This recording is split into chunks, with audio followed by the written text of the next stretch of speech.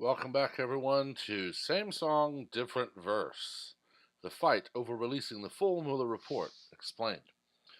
What William Barr is offering, what House Democrats are demanding, and what might come next.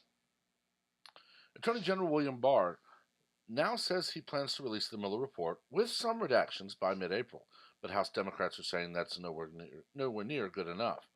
On Monday morning, House Judiciary Committee Chair Jerry Nadler reiterated his demand from a week ago that Congress get to see the full Mueller report without redactions and without delay. And he said that unless Barr agrees, his committee will start preparing subpoenas to try to get the full report this Wednesday. Now, it's highly unlikely that a totally unredacted Mueller report will be released to the public anytime soon. The full report likely addresses sensitive intelligence topics and investigations that are still ongoing. So the real battle is on two main fronts. How much of the publicly released report will be redacted? Barr says he plans to redact four types of information: grand jury material, sensitive intelligence, matters that could affect ongoing investigations, and infringements on the privacy rights of peripheral third parties. Furthermore, it is possible that President Donald Trump will try to assert executive privilege to block the release of some information.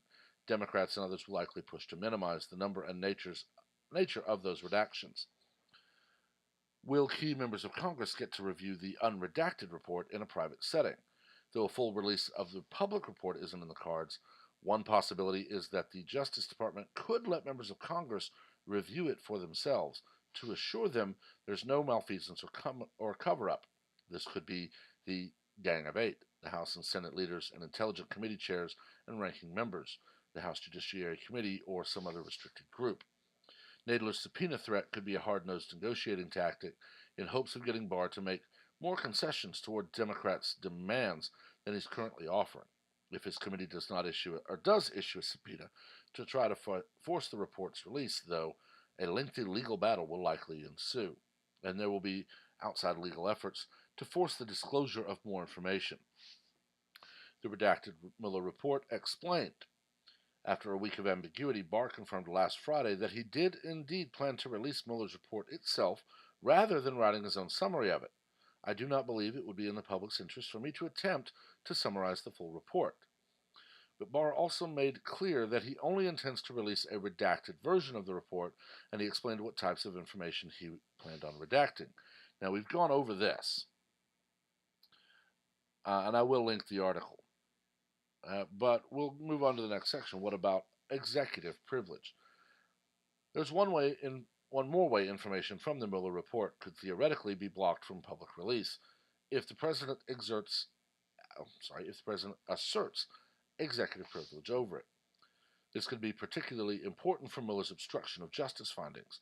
As the obstruction of justice investigation was taking place in 2017, White House lawyer Ty Cobb agreed to make many White House officials available for interview, but there was a condition. Trump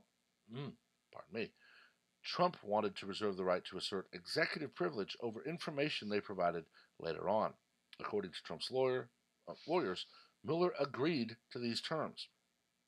Trump's former lawyer, John Dowd, asserted last week on Byron York's podcast that he expected the president to take advantage of that deal and use executive privilege to block a great deal of information in the report from being released.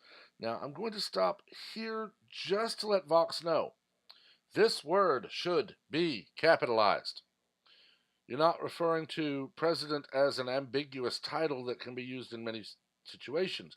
You are referring to the current president of the United States. Therefore, it is an official title belonging to a single person.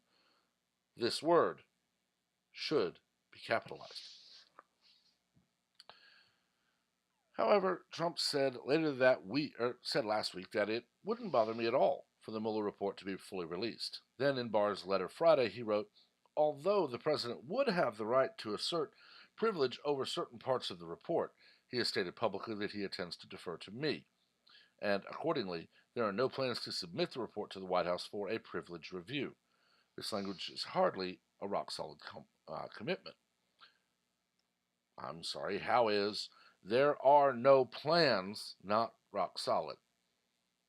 That's the same kind of statement as saying shall not be infringed doesn't mean I can't infringe on you. It's insane. Some have argued that the letter's language, defer to me, seems to leave open the possibility that Barr himself will assert executive privilege on behalf of the White House. But Barr doesn't mention privileged material as among his 4 categories of planned redactions, and it does appear that, as of now, the White House isn't getting involved, though Trump could change his mind. Congressional Democrats' 2 goals. Democrats' rhetoric has tended to focus on demanding a release of the full Mueller report, something that is a nice slogan but unlikely to actually happen. In particular, justice will fight tooth and nail against jeopardizing secretive sources and ongoing investigations, though Democrats have pointed out that, in response to congressional Republican requests last year, DOJ handed over some Russia probe documents while Mueller's investigation was still ongoing. A non-binding resolution that recently passed the House of Representatives unanimously does not call for a full unredacted public release, but it does ask for 2 things.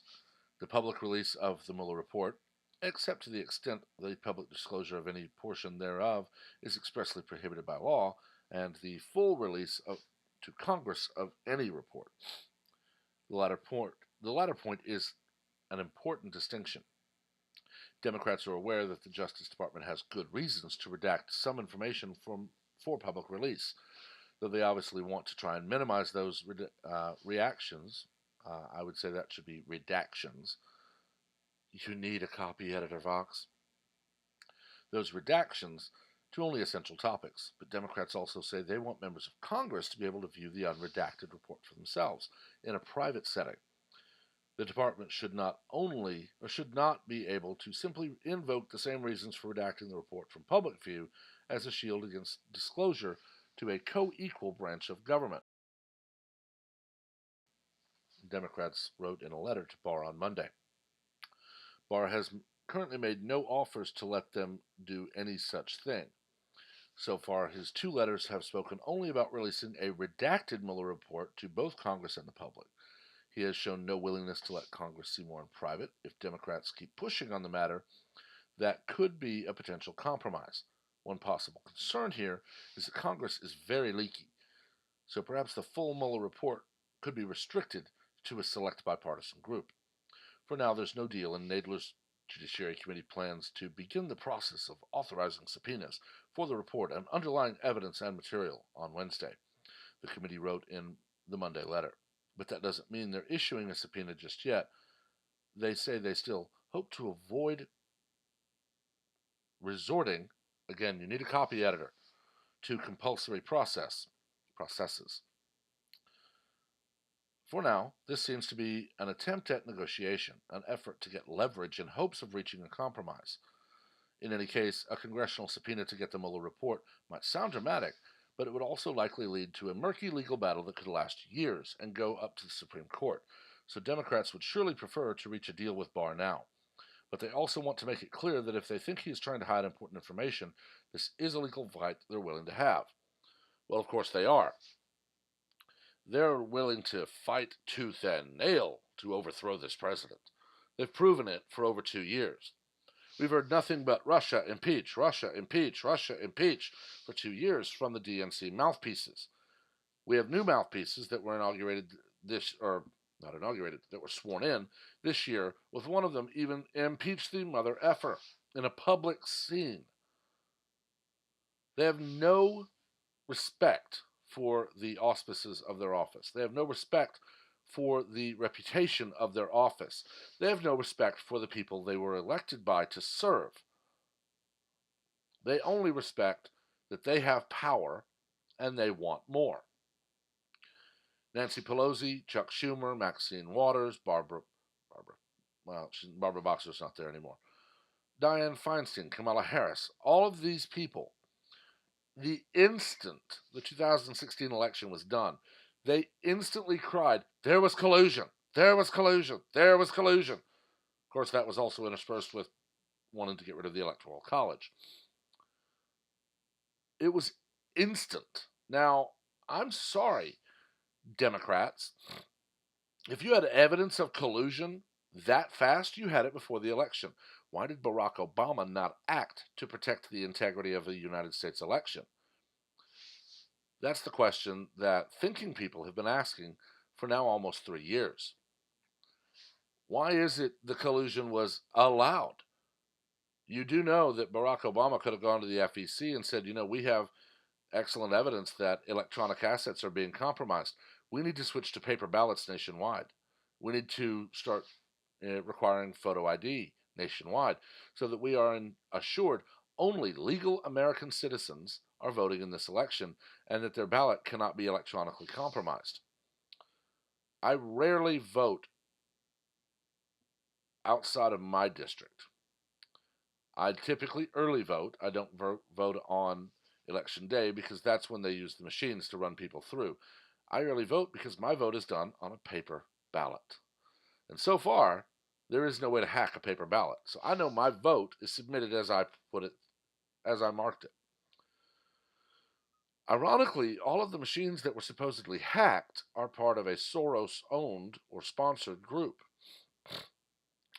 How are we to believe that a man who vehemently hates anyone who is not a Democrat would not take every method out there, every option available to ensure that his machines are not hacked? Could it be because he knows people aren't voting for Democrats? We even had someone, a very young person, show that they could walk up, hack a voting machine in minutes. Yet nothing is being done.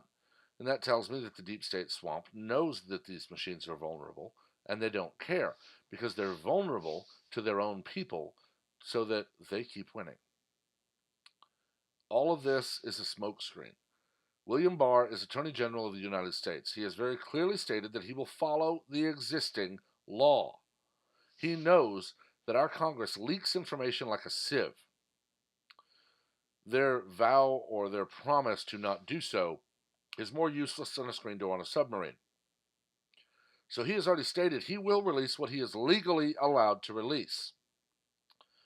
If they push, perhaps he should have documents signed that state if this information leaks out of Congress without DOJ approval in writing and signed by him, every single person who was given access to the unredacted report will be brought up on charges.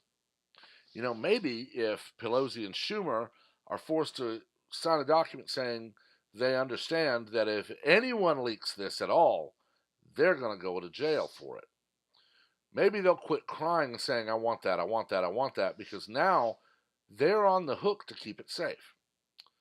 Little Mr. I Am Spartacus may actually have to keep his mouth shut. Pencil Neck may actually be stripped of his ability to receive sensitive information. We have people sitting in the houses of Congress who care nothing for their oath. Now we have a man in the top seat at the DOJ who's doing his job, and they can't stand it. It's a sideshow, is all I can compare it to. But I've talked long enough. Make sure to keep the comments classy, keep them civil, because again, we don't learn from an argument, we learn from debate. Also, like I've said before, there are some rabbit holes I'm doing some research on, some of them rather shallow, some of them not so, that I am planning to bring to the channel, so there will be some new playlists eventually. You'll want to make sure to like the video and make sure to subscribe so that you're able to keep up to date on all of the new items and all of the new stories coming to the channel. Until next time, everyone have a wonderful day.